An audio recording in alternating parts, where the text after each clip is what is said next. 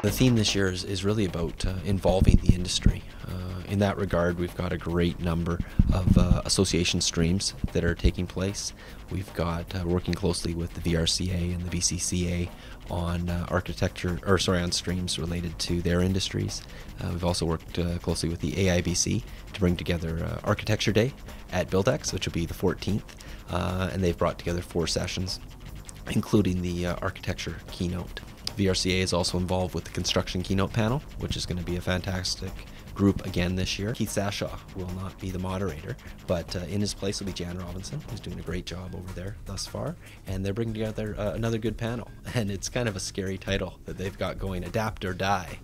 But at the same time, it's really going to cover what 4 or 5 of the big questions are for construction associations. They're hearing what people are saying, but also the contractors, the subs, the tendering process, legal issues, technology, issues around labor.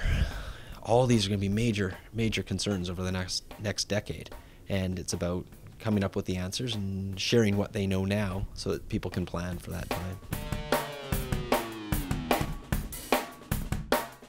The Architecture Day has a great lineup. There's 4 sessions. Opens up with a keynote panel about affordability of everything in Greater Vancouver and beyond. It's also going to have a session on West Coast design and what makes us special and why we should be celebrated as such. And then there's a couple other sessions talking about some of the other key industries to the architects, and those were all more or less put together in partnership with the AIBC. So it's really driven by the industry and by the architects as far as what they want to learn about, who they want to hear from, and we've got some great participation from a whole lot of AIBC members, which is fantastic. We truly appreciate that. People want hands-on. If they want to learn about your company, they can go online. If they want to read about your company's history, they can go online. What they need to do is see something happening in person and then be able to ask the questions that come out of that observation. Well, what do you do if? Or how does this apply? Or, oh wow, is it really that easy to do that?